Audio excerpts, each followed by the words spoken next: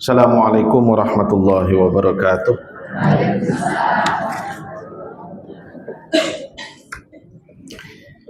Innal hamdalillah nahmaduhu wa nasta'inuhu wa nastaghfiruh wa na'udzu billahi min shururi anfusina wa min sayyiati a'malina may yahdihillahu fala mudilla lahu wa may yudlilhu fala hadiya lahu.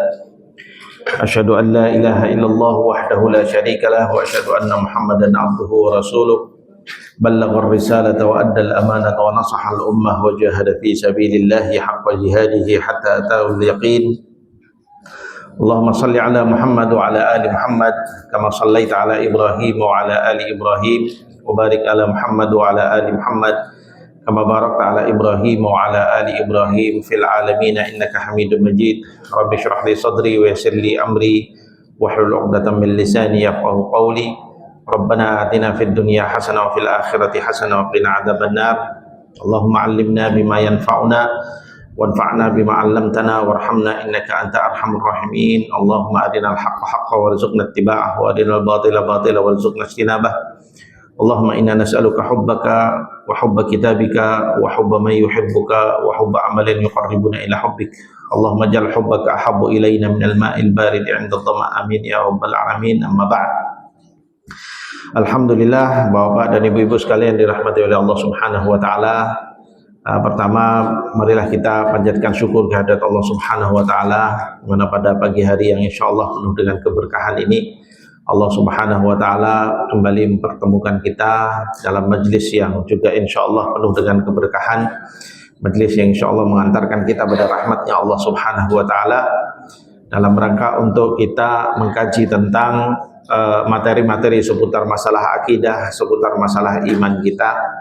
Tentu tujuan kita adalah dalam rangka untuk menguatkan keimanan kita dan mempertebal kekuatan daripada keimanan kita pada Allah Subhanahu wa taala. Sebagaimana yang kita ketahui bersama bahwa iman akan menjadi kuat, menjadi kokoh apabila dia didukung dengan ilmu. Ya, makanya perlu untuk kita belajar, perlu untuk kita mengkaji, perlu untuk kita mendengarkan ya pembahasan-pembahasan seputar masalah iman ini, ya, dimana iman itu pembahasan intinya ada tiga, yaitu pembahasan tentang beriman kepada Allah, beriman kepada Rasulnya, lalu kemudian juga terkait dengan masalah-masalah di dalam dinul Islam yang mengajarkan tentang hal-hal yang terkait dengan keyakinan. Semoga Allah Subhanahu wa taala dengan kajian-kajian ini menjadikan iman kita bertahan dengan sebaik-baiknya insyaallah di zaman yang penuh dengan fitnah seperti ini. Amin ya rabbal alamin. Sebelum saya masuk pada pembahasan, mungkin sedikit meneruskan tadi pengumuman yang disampaikan oleh Bapak Ghafar. Jadi terkait dengan kegiatan yang insyaallah akan diadakan pada esok hari, ya, mulai dari besok tanggal 11, 12 dan 13, Sabtu, Ahad dan Senin, ya, dipersilakan kepada kaum muslimin semuanya, Bapak Ibu semuanya untuk hadir di acara International Islamic Edu Fair, ya, internasional pameran pendidikan internasional, pameran pendidikan Islam internasional. Dan itu adalah merupakan acara tahunan dari Formakin, yaitu Forum Ma'ahid dan Madaris Al-Quran Indonesia, sebuah forum yang menyatukan pesantren-pesantren Al-Quran, menyatukan pesantren-pesantren Islam yang untuk saling menguatkan mereka, ya, dan membimbing seluruh pesantren-pesantren kita untuk bisa semakin berkembang dan seterusnya dan seterusnya. Itulah Formakin. Dan lembaga ini sebenarnya sudah lama, dulu didirikan oleh pertama kali diantaranya oleh Ustadz Dr. Mu'inuddin Basri, ya, dan kemudian setelah wafatnya beliau diteruskan oleh penerus-penerusnya, ada Ustadz Syihabuddin, ada kami sendiri sebagai pembina di situ, kemudian juga ada Dr. Hakimuddin yang menantunya Ustadz Ustadz Mu'inuddin yang juga meneruskan perjuangan ini. Dan alhamdulillah di dalam perjalanannya Formakin ini semakin berkembang dan punya peran yang sangat signifikan, ya, di dalam upaya untuk membimbing dan menggerakkan pesantren-pesantren, ya, untuk semakin maju dan berkembang semakin baik. Karena kita yakin bahwa pendidikan terbaik ya buat pemuda-pemuda kita, anak-anak kita saat ini adalah pendidikan di pesantren. Itu yang paling baik. Nah, namun demikian tidak dipungkiri bahwa ada sebagian pesantren yang mungkin masih berat, ya masih memiliki kekurangan dan sebagainya. Maka tugas para pendidik-pendidik ini untuk kemudian juga membimbing pesantren ini supaya bisa berkembang. Ya, maka diadakanlah forum itu, dan alhamdulillah forum ini memiliki kegiatan yang besar. Ya, setiap tahun itu tidak kurang dari mungkin puluhan ya kegiatan yang dilakukan oleh Formakin ya untuk mempertemukan para mudir-mudir pesantren, mempertemukan para guru-guru pesantren itu untuk di-upgrade kemampuannya dalam keilmuan, di dalam manajemen pesantren, di dalam penataan sistem dan sebagainya.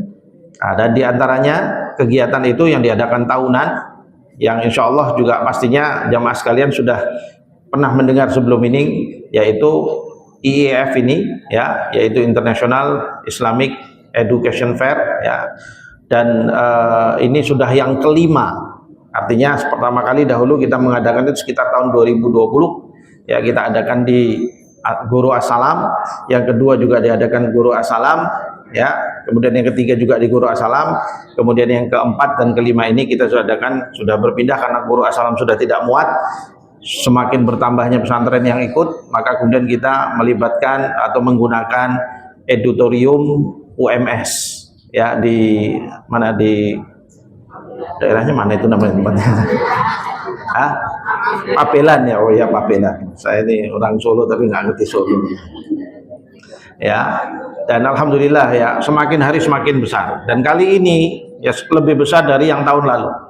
Kali ini ada ratusan pesantren yang ikut nanti, Bapak Ibu sekalian. Jadi kalau Bapak Ibu menyarikan pesantren, mau tanya-tanya pesantren, sudah datang aja di situ, nanti menumpuk sekian pesantren daripada keliling-keliling ke berbagai kota, duitnya sudah berapa itu, ya. Tapi datang di situ, datang, Anda dapat informasi lengkap tentang pesantren dan sebagainya. Dan bahkan biasanya pesantren-pesantren itu nanti menyediakan kopi. Nah, itu ya, ada dikasih kopi, dikasih minuman, dikasih apa. Dan memang itu yang kita ajarkan pada mereka supaya bagaimana melayani tamu dan melayani semuanya, begitu ya. Dan alhamdulillah perkembangannya luar biasa. Nanti juga bukan hanya itu, di situ juga ada pameran produk-produk muslim, di situ juga ada pameran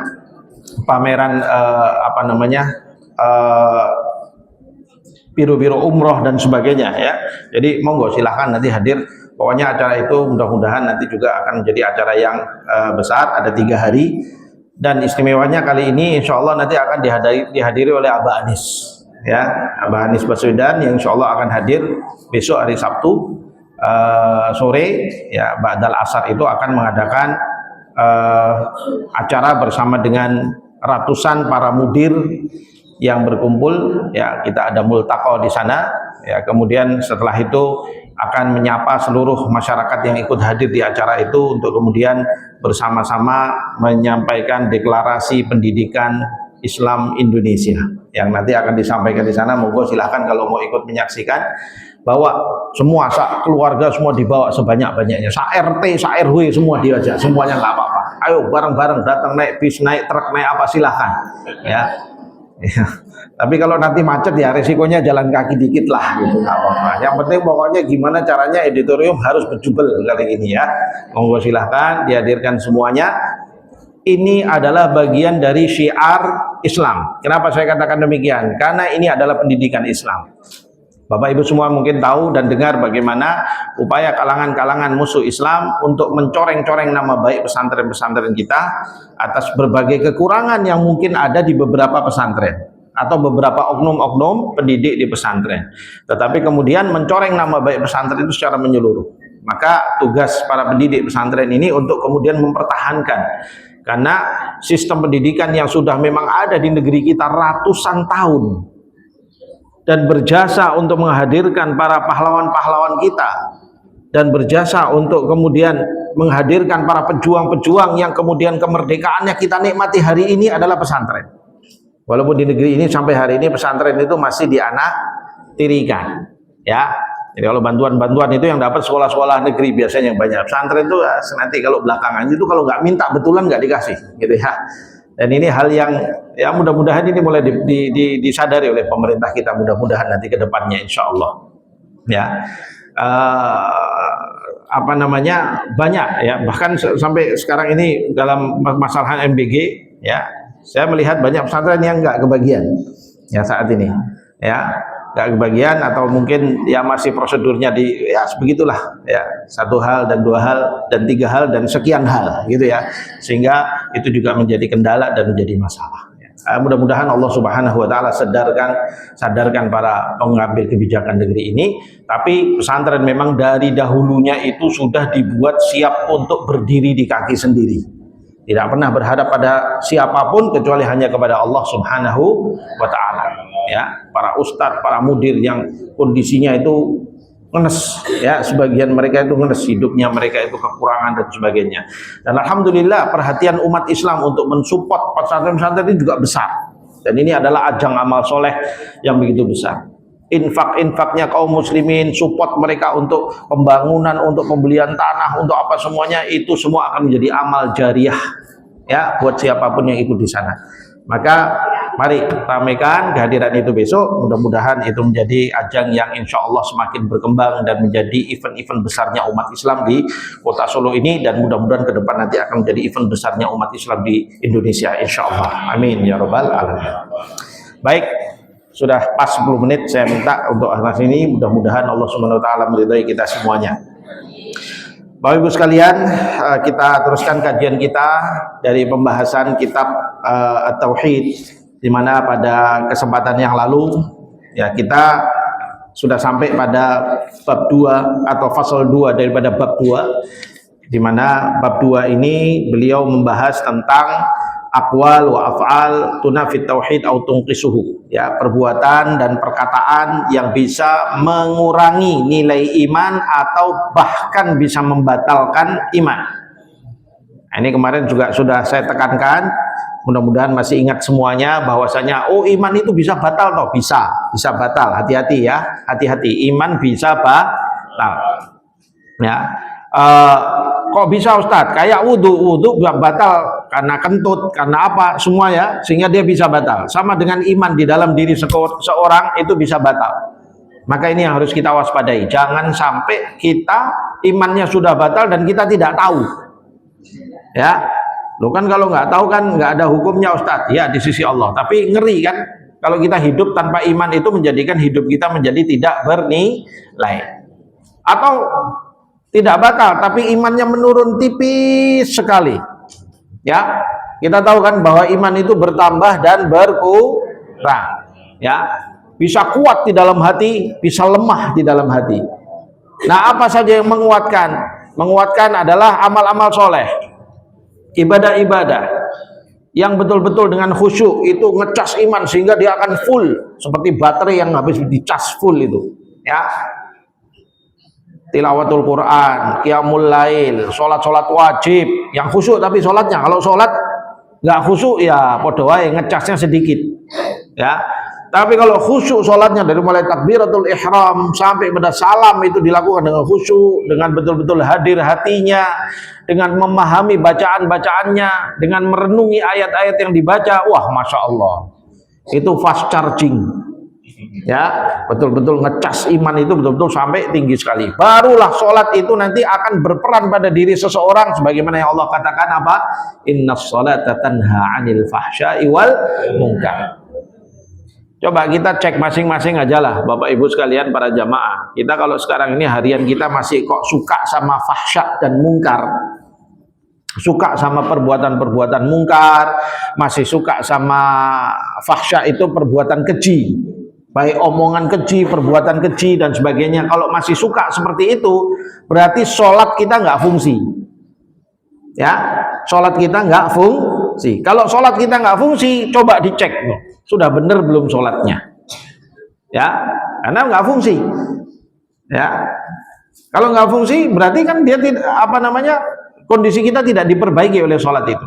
Maka itu salah satu indikasi untuk kita ngecek perbaikan daripada sholat kita ya. Maka pelajari cara sholat yang benar, bacaan-bacaannya ya, baca itu makna daripada Al-Fatihah ya, baca itu dari bacaan-bacaan sholat itu artinya apa, untuk kemudian kita paham. Maka kita baca, kita berdiri menghadap Allah, kemudian takbiratul ihram, kita baca doa iftitah, itu kita paham apa yang kita baca, sehingga betul-betul bisa kita resapi dalam hati, lalu kemudian menghadirkan kekhusyuan di dalam kita sholat, barulah dia berfungsi. Nah, begitu juga amal-amal yang lain, sedekah, semuanya itu menguatkan keimanan.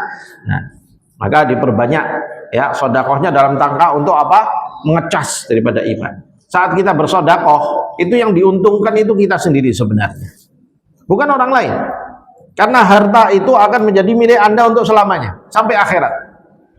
Tapi kalau Anda belanja ya ke restoran, makan apa, apalagi makannya ke KFC umpamanya, ya makannya minum, beli Coca-Cola gitu ya, wah itu bukan urusan cuma di dunia, sampai akhirat dengan ya urusannya ditanya, kamu bantu orang bunuhin saudara kamu gitu ya. Nah itu harta itu akan hanya begitu saja hilang ya, kalau kita hanya untuk penggunaan syahwat dan hawa nafsu kita, belanja ini belanja itu untuk kepentingan. Barang-barang yang kita beli emang berapa sih ya, barang bagus yang kita beli pun ya paling kita pakai 5 tahun mesti sudah bosen lah ya.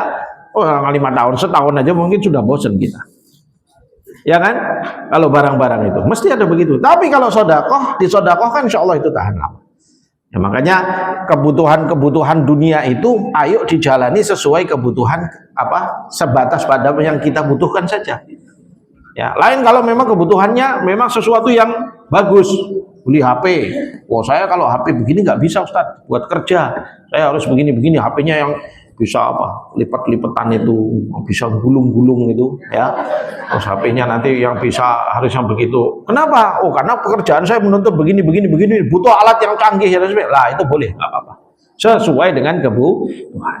Begitulah yang disampaikan dan diajarkan dalam Islam. Karena yang namanya apa namanya kamaliyat, istilahnya itu kamaliyat itu artinya sesuatu yang nyari sesuatu yang wah harus wah semuanya ya. Ini bisa menjadikan hati itu mati ya, bisa menjadikan hati itu mati, lemah, dan kemudian mati. Hiduplah sesuai dengan kebutuhannya dan menyesuaikan pada kondisinya masing-masing ya. Semoga Allah Subhanahu wa taala menjadikan semua harta kita itu, kalau ada sisa, kalau ada harta yang ada yang kita miliki, gunakan untuk sedekah, gunakan untuk infak ya. Kemudian kalau berinfak, pilihlah infak yang pahalanya paling mengalir panjang, yaitu amal jariyah ya. Bantu bikin jalan, bantu bikin pesantren, bantu kegiatan dakwah, bantu apa, infak-infak yang Anda berikan itu. Dan ingat, tidak perlu nunggu kaya. Nah, kita ini kan modelnya miskin-miskin semua ya, ngenteni sugih kapan terusan ini. Wah saya masih miskin Ustadz, masih kurang terus. Syaitan itu akan ganggu kita kalau kita infak, kamu aja masih kurang begini, kamu belum beli ini, belum beli itu, mau infak. Nah akhirnya ora kober. Kenapa? Lah sugih kapan gitu loh, belum tentu sugih. Allah Subhanahu wa taala belum menjanjikan pada kita rezeki yang banyak numpuk-numpuk, akhirnya nggak jadi beramal soleh, rugi. Maka Allah tidak pernah akan melihat sedekah seorang hamba itu dengan angkanya. Ingat, tidak melihat angkanya. Anda mau infak 1.000, 2.000, 3.000 ya, yang penting ada keikhlasan dan perjuangan dari diri Anda, itu yang dinilai oleh Allah Subhanahu wa taala. Makin sempit dompetnya ya, tapi semakin sedekahnya semakin semangat, wah itu semakin tinggi nilainya. Dan itulah keadilan Allah Subhanahu wa taala ya. Sering saya analogikan ya, mudah-mudahan jamaah mungkin masih ingat, orang punya uang 10 miliar, dia infak 1 miliar, dengan orang punya 10.000 rupiah lalu dia infak 1.000 rupiah, mana yang lebih besar pahalanya? Ya belum tentu, belum tentu. Wah enak banget 1.000 gitu, padune golek dalil mau infak 1.000, belum tentu ya. Sama-sama 10%-nya dari yang dia miliki, tapi lihat nilai perjuangannya bisa lebih tinggi yang 1.000. Soal pahala siapa yang tahu loh? Saya kan mana besar pahalanya? Yang tahu pahala siapa, Bu? Allah lah. Jenengan kok bilang 1000. Jenengan siapa kok bisa nentukan pahalanya segitu? Tapi nilai perjuangannya, nilai pengorbanannya yang ini. Kenapa? Karena dia cuma sisa 9.000 rupiah. 9.000 rupiah itu jenengan kalau beli sekarang ini sego kucing itu harganya berapa gitu? 3.000 ya bisa untuk makan sehari. Ala yang ini punya 9 miliar itu kalau belanja sego kucing, wah untuk makan kota Solo ini nanti ya, Masya Allah.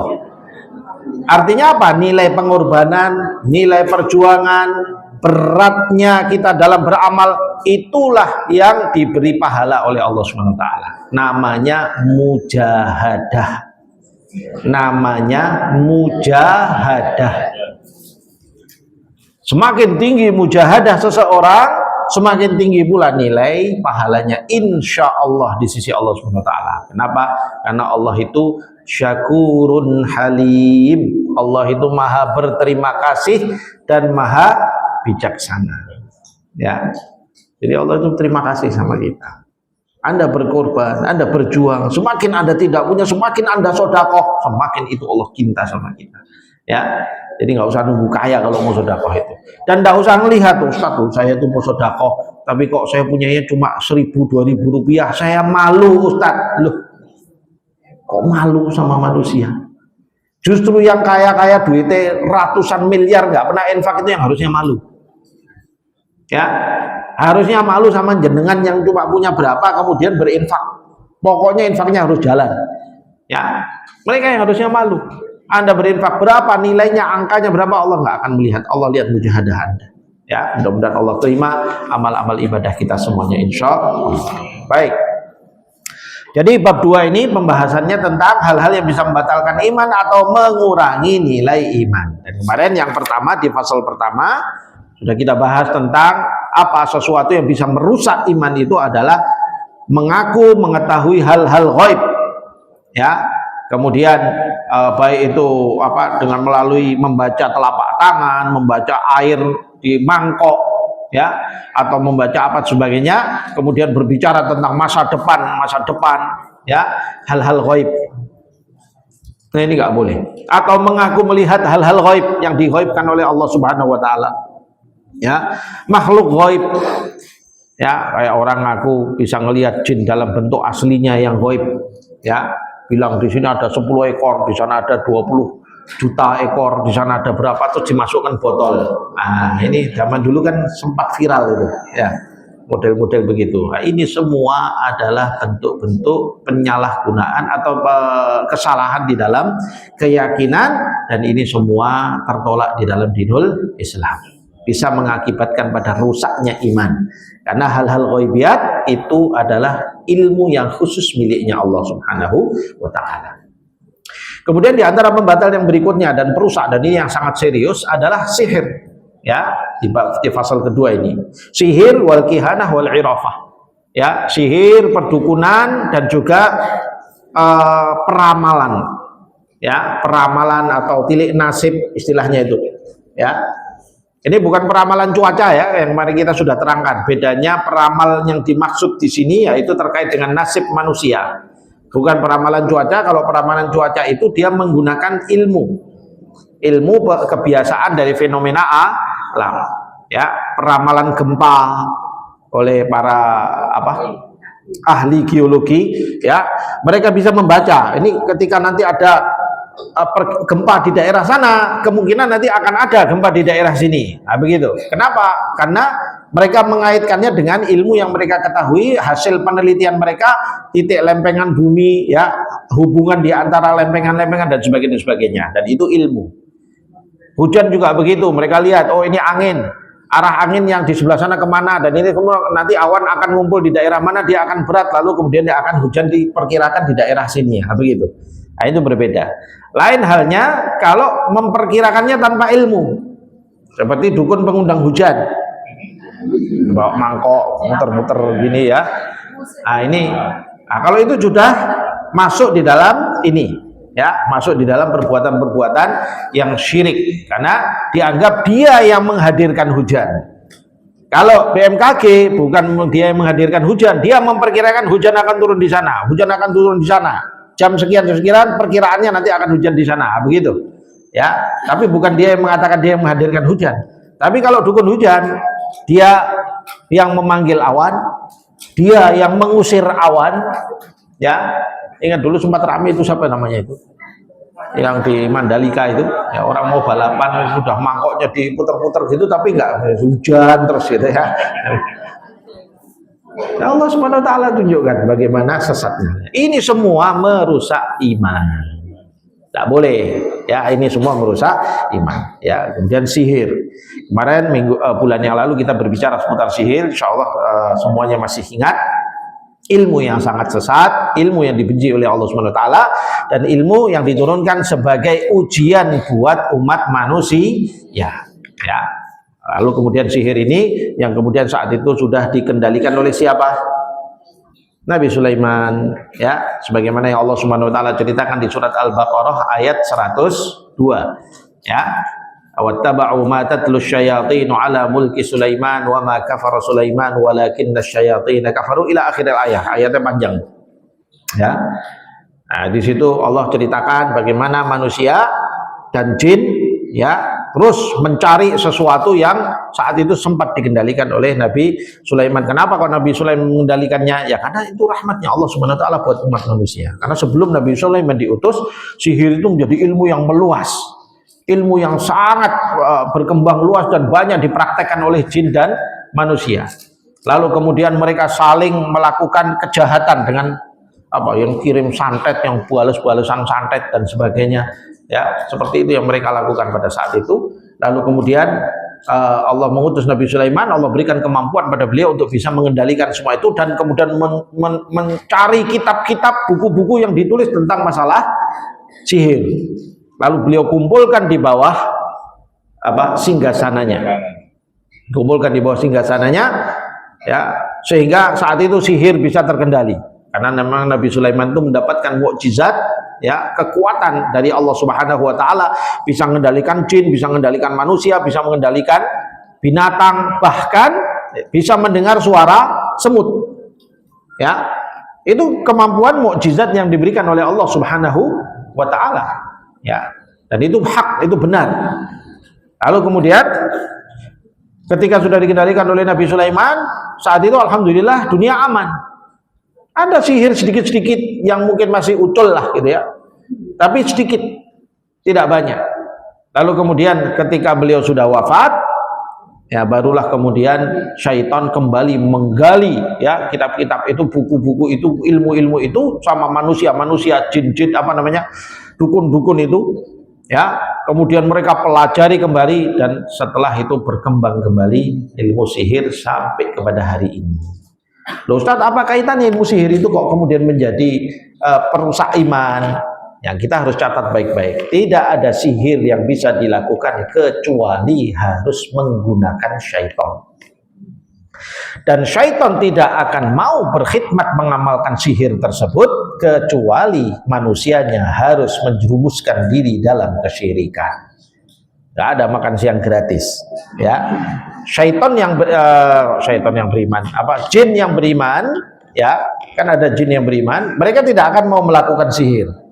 Karena mereka sudah tahu, ya, di ayat 102 surat Al-Baqarah itu Allah mengutus 2 malaikat kan saat itu yang membawa ilmu sihir ini, ya kan? Kemudian sudah mengatakan kepada siapapun yang belajar kepada mereka, berdua ini sudah bilang, ya, apa namanya, kalian belajar ilmu ini, kami itu datang utusan dari Allah loh, kami ini utusan Allah, kami ini ujian buat kalian. Kalau kalian belajar ilmu ini, kalian akan terjerumus pada kekufuran. Ya. Kalau gimana? Ngeyel mau belajar? Ya, saya tetap mau belajar. Maka terjerumuslah mereka dalam kekufuran. Dan ternyata banyak, ya, manusia dan jin yang mereka melupakan imannya kepada Allah, tapi mereka terlalu tamak untuk belajar ilmu sihir. Akhirnya mereka terjerumus pada kekufuran. Fayata'allamuna ma yadurruhum wa la yanfa'uhum. Mereka belajar sesuatu yang memudaratkan mereka, ya. Mereka belajar sesuatu yang memudaratkan mereka, wala yanfa'uhum, dan tidak membawa manfaat buat mereka. Maksudnya manfaat apa? Manfaat bagi kehidupan sejati mereka. Orang belajar sihir, mereka bisa dapat keuntungan dunia. Ya, dia bisa nyantet orang, dia bisa sekarang tuh katanya ada yang bisa gandake duit. Terus ada lagi yang bisa itu pelet nyari orang yang dikasihinya, baik laki-laki atau perempuan, ya, nanti dipelet, kemudian jadi senang sama dia, ya. Jadi urusan-urusan dunia saja, tapi di akhirat berbahaya. Kenapa? Karena mereka semua sudah imannya rusak. Pelaku sihir dalam Islam itu sudah mutlak bahwasanya pelaku sihir hukumnya kafir, ya, hukumnya keluar daripada Islam, dan dia bukan lagi muslim. Kalau dia tobat bagaimana? Ya, tobatnya kalau dia tobatan nasuh, ya semua perbuatan apapun kalau dia tobat yang tulus, maka dia akan kembali lagi kepada fitrahnya. Tapi ketahuilah, orang belajar sihir itu tobatnya angel. Ya, sangat sulit karena setannya tidak akan mungkin semudah itu. Ya. Ya, perhatikan ya ustadz-ustadz yang kalau hari ini banyak melakukan ruqyah dan sebagainya, itu kadang mereka ketemu tuh sama tukang-tukang sihir yang atau dukun-dukun yang mau tobat, dan ternyata mereka sudah diikat perjanjian 7 turunan, 20 turunan, ya. Jadi seperti itu. Lalu kemudian mereka sendiri terikat dengan buhul-buhul yang mereka buat, ya. Lalu mereka jadikan, mereka telah menggadaikan jiwa mereka kepada syaitan-syaitan itu. Disinilah terjadinya kekufuran, ya, sehingga rusaklah iman. Ya, makanya di sini dibahas oleh beliau, ya, yaitu sihir, perbuatan sihir, ya, amal-amal sihir yang merusak keimanan. Kemudian yang kedua, nah ini yang kemarin belum sempat kita bahas. Selain sihir adalah al-kihanah wal irafah, perdukunan dan juga peramalan tadi itu yang kita katakan, ya. Tentu yang dimaksud ramalan di sini adalah ramalan apa? Ramalan nasib-nasib, ya, ramalan yang dia tidak berbasis pada ilmu yang nyata, ya. Karena peramalan seperti itu, seorang peramal dia mau nyebut, ya, dilihat tangannya, oh ini garis ini kayak gini, kamu nanti anakmu sekian, nanti rezekimu nanti sekian, ya, nasib kamu nanti itu, hidupmu nanti akan begini. Nah, ini peramalan. Ada yang modelnya pakai amplop, Bu. Kalau saya dulu di Pakistan, di sana itu sihirnya India, peramal-peramal India, itu nanti dia bawa seekor burung, kayak burung betet gitu. Kemudian nanti di situ dia bawa amplop-amplop banyak gitu. Nah, isinya nanti di dalam masing-masing amplop itu nanti ada tulisan tentang yaitu peramalan tadi itu.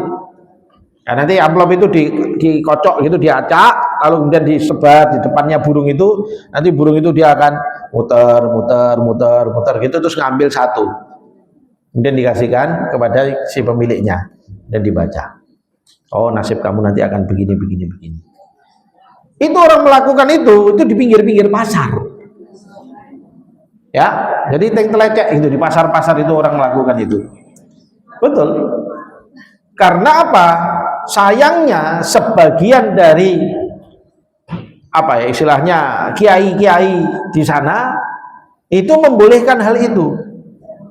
Kok bisa, Ustadz? Lah itu saya juga heran. Kok bisa gitu? Pertanyaan saya yang sama. Kok bisa? Sama dengan sebagian dari guru-guru pesantren di Indonesia itu membolehkan apa yang mereka sebut dengan sihir putih. Pernah dengar nggak sihir putih? Dengar dari mana? Sihir putih. Jadi nanti ada amalan-amalan tertentu yang diamalkan, kemudian nanti dia akan memiliki kekuatan-kekuatan tertentu. Ya.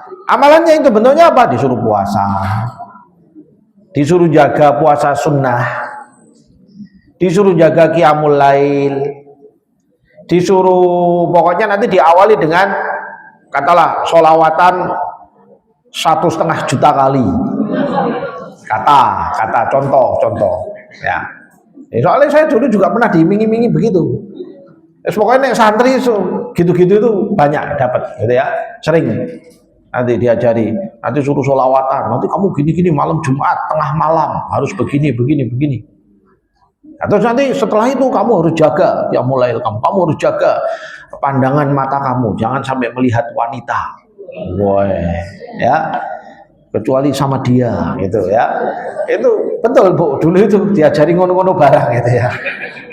Alhamdulillah saya itu dapat guru yang menyelamatkan akidah kita, ya. Makanya masya Allah guru-guru kita itu ya, mereka itu jasanya besar sekali. Ya, alhamdulillah kita juga ketika itu nanyakan, Ustadz, ini gimana Ustadz kalau begini-begini? Wah, itu syirik. Loh gimana syirik? Oh, disuruh sholawat kok syirik, itu gimana? Gitu kan, kita kan anak-anak polos ketika itu. Sholawat, disuruh jaga qiyamul lail. Dengan seperti ini saya akan terjaga qiyamul lail saya. Begitu barang dalilnya. Ya, ngeyel sama ustadznya. Ya. Nah, nanti diteraskan. Coba kamu perhatikan, nak. Kalau kamu jaga qiyamul lailmu demi apa? Ya supaya ilmunya ada di dalam diri kita. Nah berarti bukan karena Allah. Udah itu aja sebenarnya kuncinya. Disuruh sholawat 1000 kali. Demi apa kamu melakukan itu, nak? Ya biar kita dapat ilmu itu. Apa istilahnya dulu itu? Menyerap energi alam. Wah istilahnya itu begitu. Ya. Kan bukan lillahi ta'ala. Padahal sholawat itu perintahnya siapa? Allah. Innallaha wa malaikatahu yusalluna 'alan nabi ya ayyuhalladzina amanu sallu 'alaihi wa sallimu taslima. Kamu harusnya menjalankan itu atas perintah Allah. Kamu harusnya menjalankan sholawat atas terima kasihmu kepada Nabi Muhammad sallallahu alaihi wasallam sebagai guru yang mengajarkan tentang iman buat kamu. Tapi kenapa kali ini niatmu malah untuk sesuatu yang lain?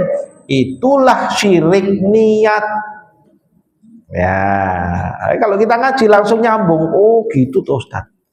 Itu yang namanya syirik niat itu dia begitu diantaranya. Ya, syaitan itu pintar sekali membungkus perbuatan buruk dengan kelihatan bagus. Syirik tapi dibungkus dengan tauhid. Syirik tapi dibungkus dengan ibadah.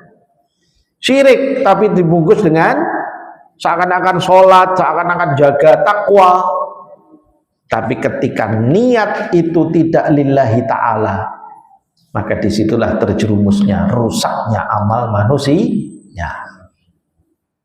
Ya, nah, disitu baru kita paham. Oh, masya Allah. Makanya Allah SWT mengingatkan kepada kita tentang bahaya tipu dayanya syaitan. Tipu daya. Sebenarnya syaitan tinggal mengulangi saja kelakuannya dia kepada bapak kita dahulu dan ibu kita dahulu, yang membungkus nama yang membungkus keburukan makan buah yang dilarang oleh Allah Subhanahu wa taala dengan nama buah keabadian, buah khuldi. Ya, syajaratul khuld ini adalah pohon keabadian. Kalau kamu makan ini, kamu akan abadi di sini. Allah tidak ingin itu, maka makan aja ini. Begitu dimakan, malah langsung bablas. Sampailah kita di sini. Kalau nggak kita pengajian di surga ini, kita ini harusnya loh ya. Oh kita itu makhluk surga kok. Harusnya kita itu tinggal di surga. Ya, cuma gara-gara semprul satu itu ya. Kemudian kita, iya betul, kita harus benci betul loh sama syaitan itu. Sengsara hidup kita di dunia ini dengan berbagai ujian. Ustadz, bukannya itu sudah ditakdirkan oleh Allah? Takdir Allah, kita tidak akan menyesalkan apapun takdir Allah Subhanahu wa taala. Tapi penyebab takdir itu adalah makhluk itu, kita harus membencinya. Dan jangan sampai sudah kejadian seperti itu di dunia, sudah sengsara seperti ini masih saja mengikuti syaitan. Akibatnya semakin jauh, lalu kemudian akan menyesal nanti ketika kita sudah dibangkitkan menghadap Allah Subhanahu wa taala di akhirat, lalu kemudian ternyata kita tidak mendapatkan apa-apa dari hasil hidup kita di dunia. Naudzubillahi min dzalik. Ya. Nah, begitu syaitan itu bekerja. Maka mereka menutupi, ya, hati-hati dengan tipu dayanya syaitan. Semua maksiat, semua nilai-nilai keburukan itu oleh syaitan akan dihiasi. Ya, mereka akan menghias. Ya, semua itu seakan-akan sesuatu yang baik. Ya, mereka akan tutupi dosa-dosa dengan sesuatu yang kelihatan indah di mata manusia karena memang strateginya demikian. Jadi inilah ya perdukunan dan juga peramalan nasib dan sebagainya termasuk hal yang merusak iman. Ya. Di sini beliau mengatakan begini. Wahuma iddi'a'u ilmil ghaibi wa ma'rifatil umuril ghaibati kal ikhbari bima sayaqa'u fil ardi wa ma sayahsul. Wa aina makani syai'il mafqud.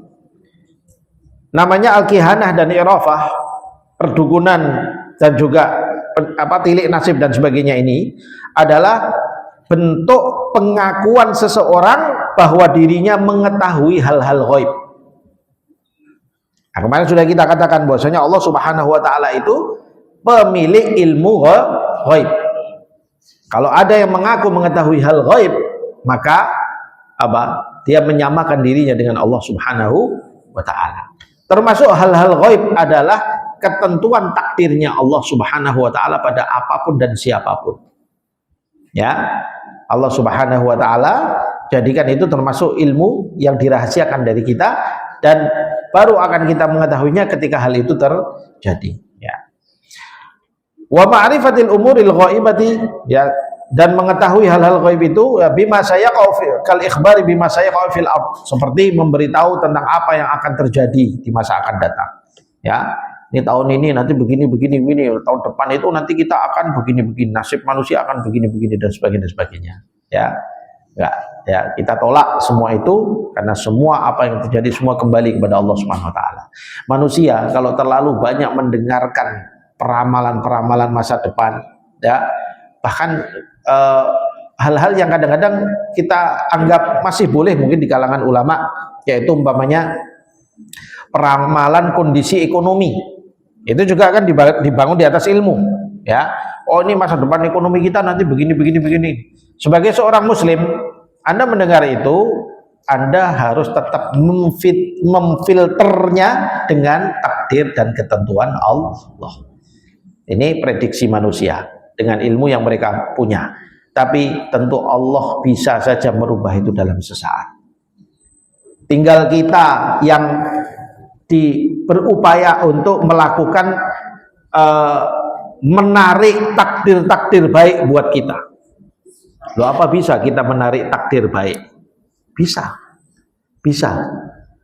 Apa sarananya?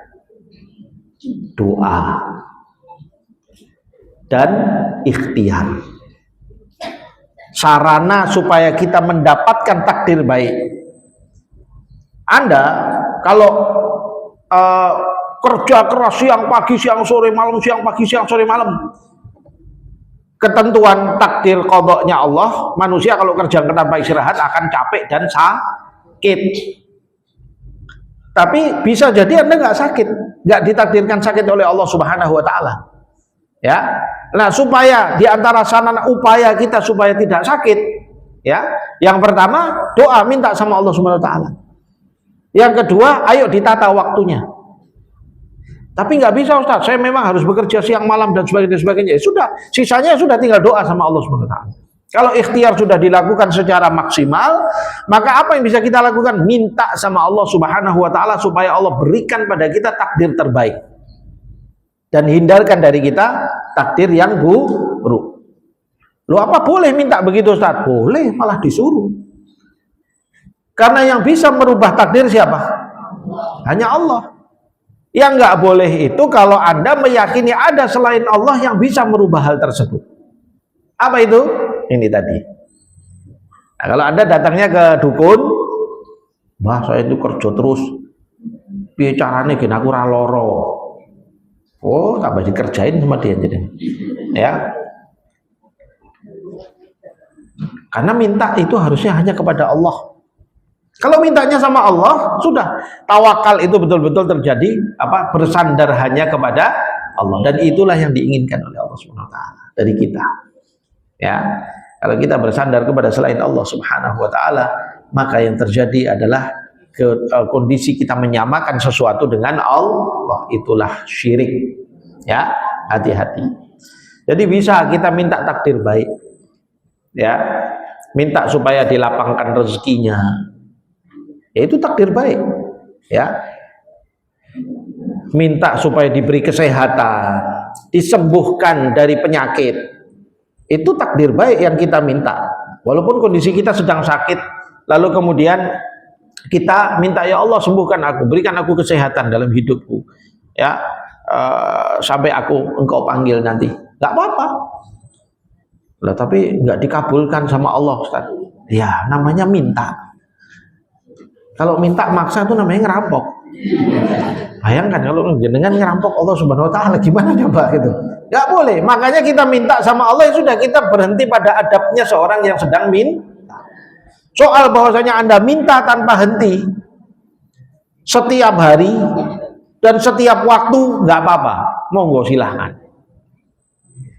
Tapi kalau sudah maksa-maksa sama Allah, ya, nyusu-nyusu, ya cepat ya Allah, saya harus hari ini sembuh, karena besok saya harus begini. Nah, ini namanya apa?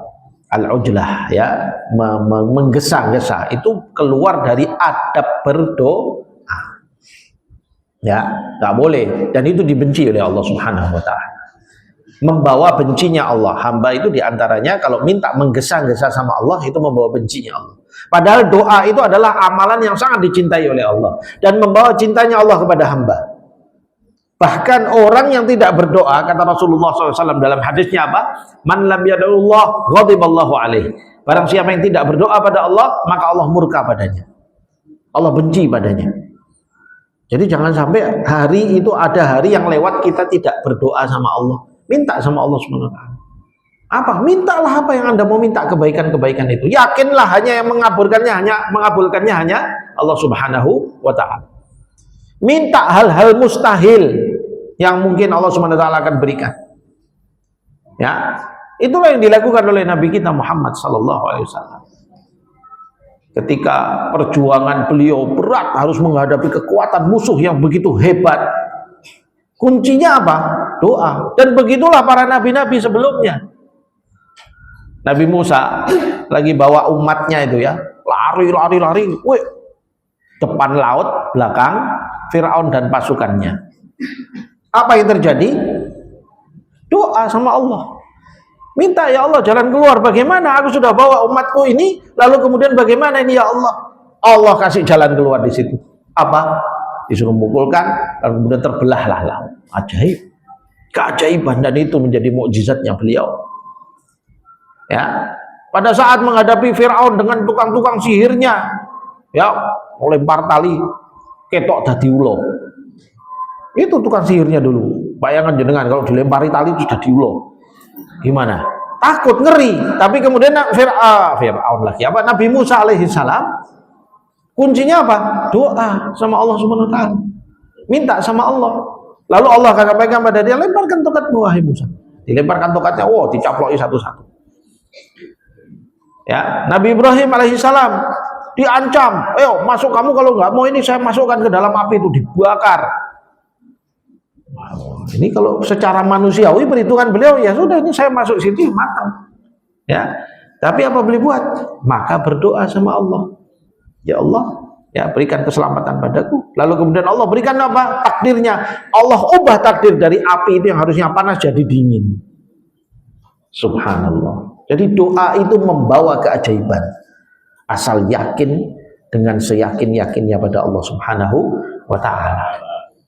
Sama sabar. Ya, kalau nabi-nabi kan doa langsung dikabulke, Ustaz. Kalau kita ini kan nggak dikabulke. Nah, ya jenengan siapa? Kalau jenengan jadi kayak nabi ya baru. Tapi jadi nabi itu harus siap diuji dengan ujian berat. Baru diuji sedikit aja sudah nangis, ya, geru-geru, baru ujian apa soal hari ini. Hal kecil kita sudah nyalahke Allah. Saya tuh pilek udah 10 tahun Ustaz, nangis gitu ya. Nah, nabi-nabi itu diuji lebih berat dari itu. Nabi kita Muhammad sallallahu alaihi wasallam, ya, ujiannya berat. Coba seluruh keluarganya semua memboikot dia, memusuhi dia dan sebagainya. Bayangkan dakwah itu sampai beliau harus berjuang mati-matian, siap berkorban harta dan nyawa. Ya, Rasulullah SAW itu selama di Madinah itu cuma berapa? Di Madinah itu 10 tahun ya beliau itu. Itu beliau berangkat ke medan jihad 28 kali. Berarti setahun berapa kali? Hampir 3 kali. Berarti 4 bulan sekali itu perang. Nah kalau perang sekarang dia enak, jarak jauh, tembak-tembakan. Walaupun kalau sekali kena ya wabillahi taufik wal hidayah. Tapi kalau dulu, wah itu bacok-bacokan di depan orang, ngeri Pak. Ya, itu belum yang syariahnya. Syariah itu artinya perang-perang yang sifatnya tidak besar. Yang Rasulullah juga ikut. Bisa jadi, dan Rasulullah kadang-kadang hanya mengutus utusan. Belum permusuhan orang-orang Yahudi yang sebagainya. Ujiannya berat. Pantas kalau kemudian doanya dikabulkan langsung sama Allah. Ya kan? Lah kita. Nah, makanya kalau Anda itu semakin banyak diuji oleh Allah, itu tanda Allah cinta. Tanda doanya semakin kabul. Tapi jangan minta diuji sama Allah. Itu nantang namanya. Ya. Minta yang baik terus. Yang penting bagi kita terus gimana? Pokoknya jangan ada putus asa sama Allah. Yakinlah dia yang akan mengabulkan doa-doa kita. Sehingga terus minta sama Allah SWT. Ya, semakin banyak Anda minta sama Allah, ketahuilah Allah semakin cinta sama Anda. Ya, ini bedanya Allah sama makhluk. Ya, Allah itu sang khalik. Allah itu cintai hamba-hambanya. Semakin banyak kita minta, semakin kita ngerengek, semakin kita nangis, semakin kita pokoknya geru-geru di hadapan Allah Subhanahu wa taala, semakin Allah cinta sama kita. Ya, semakin kita minta dan bergantung kepadanya, Allah semakin cinta sama kita. Tapi kalau kita merasa diri cukup, merasa diri hebat, merasa diri nggak butuh sama Allah Subhanahu wa taala, semakin Allah benci dari kita dan kita semakin jauh dari rahmatnya. Naudzubillahi min dzalik. Ya. Baik, kita kembali. Jadi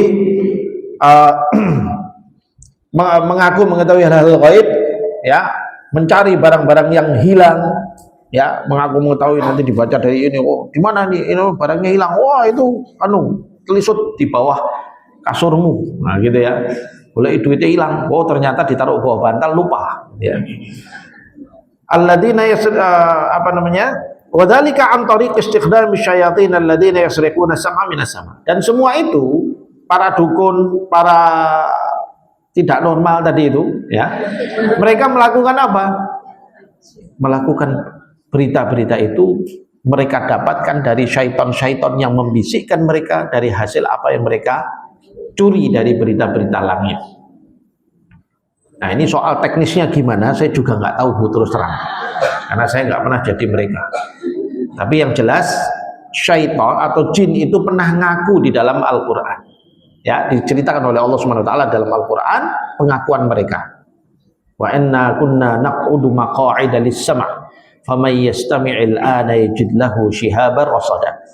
Bahwa jin-jin itu kami itu biasanya nyari-nyari tempat di langit sembunyi-sembunyi, lalu mendengarkan berita takdir dan ketentuan Allah yang disampaikan kepada malaikat-malaikat, yang kemudian malaikat menyampaikan pada malaikat lain, ya, Allah tentukan kasih hujan di daerah sana, itu barang-barangnya ini nanti akan ketemu di sana, barangnya itu sama mereka didengarkan, dicuri-curi beritanya, lalu disampaikan kepada para dukun itu tadi, ya. Lalu kemudian sayangnya saat menyampaikan itu sama mereka nanti ditambah-tambahi dengan dari satu berita ditambahi 99 kebohongan. Begitu kata Rasulullah SAW. Ya. Lalu kemudian pada saat itu di dalam Al-Quran itu Allah ceritakan bahwasanya saat ini ketika Allah sudah mengutus Rasulullah, saat ini kami kalau mendengarkan berita itu kami akan ditembak dengan apa?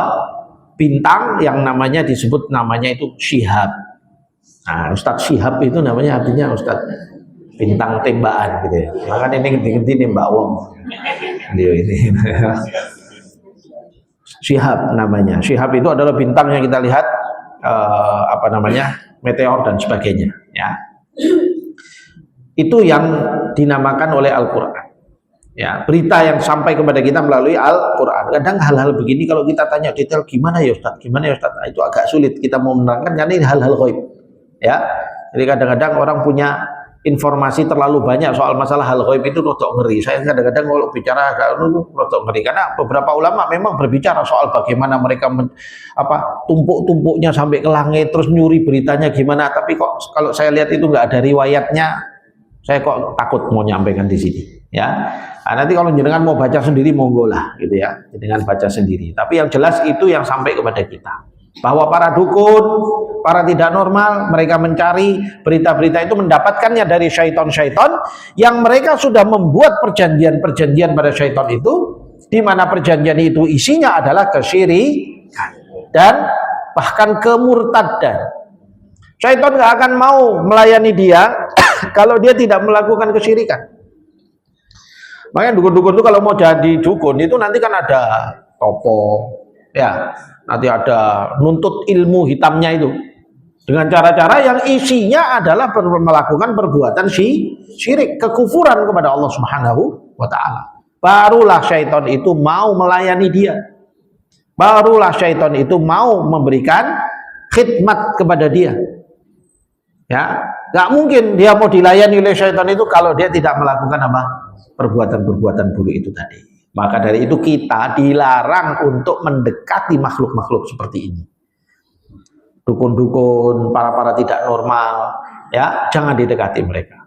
Rasulullah Shallallahu Alaihi Wasallam di dalam hadisnya jelas sekali menyatakan, man ata kahinan, ya, hadisnya itu man ata kahinan, man ata arrafan, fasa'alahu an syai'in lam tuqbal lahu salatu arba'ina lailah. Riwayat Muslim.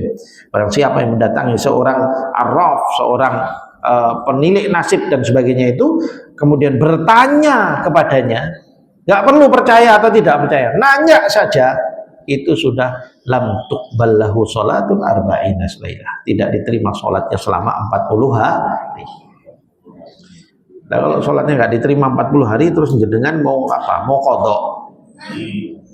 Lalu namanya nggak diterima, sudah nggak bisa diqadha. Qadha itu hanya karena jenengan mungkin telat, ya, bangun subuh telat apa, terus kemudian laksanakan pada saat bangun langsung sholat subuh. Nah, itu bisa qadha karena suatu alasan. Tapi kalau Allah sudah bilang enggak, kamu 40 hari enggak saya terima, mau diqadha berapa kali, ya, terus gimana? Nah, nanti urusannya di akhirat. Tapi kan bisa tobat bisa, tapi urusannya tetap nanti di akhirat. Tetap nanti ditanya sama Allah, kowe dolan-dolan rono biyen ngopo? Ya, kemana ya Allah? Itu loh dukun yang di Kemukus. Ngapain kamu sana gitu?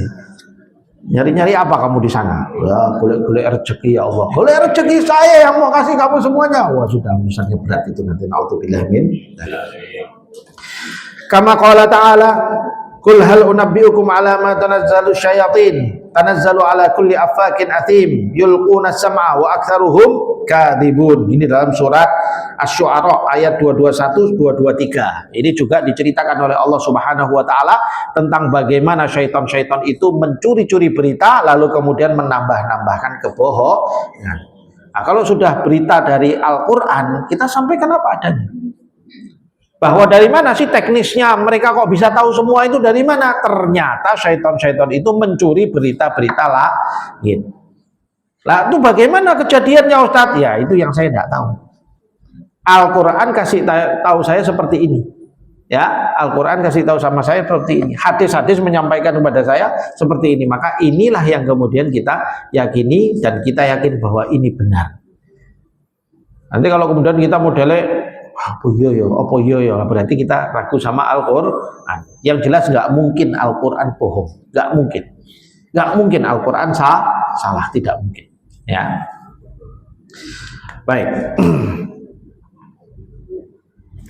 Ini karena waktu sudah habis, ya. Mungkin kita sampaikan ini dahulu tentang rusaknya ya seorang, ya, selain dari berbuat sihir, ya tadi yang sudah kita jelaskan, tapi juga orang bisa rusak imannya dan bisa menjadi hilang keimanannya apabila dia juga mendatangi para dukun, ya, dan juga para tidak normal yang mereka didatangi untuk menilik nasibnya, ya, dan mempercayai saran-saran mereka, ya. Nanti disuruh tulis-tulis taruh di atas pintu rumah, ya, kemudian atau nanti disuruh tulis-tulis terus suruh nanam di depan pagar, katanya ini untuk pagar goib, ya, perlindungan dan sebagainya. Tidak, sungguh tidak ada perlindungan, tidak ada pintu rezeki, tidak ada perlindungan terbaik, tidak ada pintu rezeki terbaik, tidak ada penjaga kita yang terbaik kecuali hanya Allah Subhanahu wa ta'ala. Kembalilah pada Allah dan yakinlah Allah Subhanahu wa ta'ala akan melindungi kita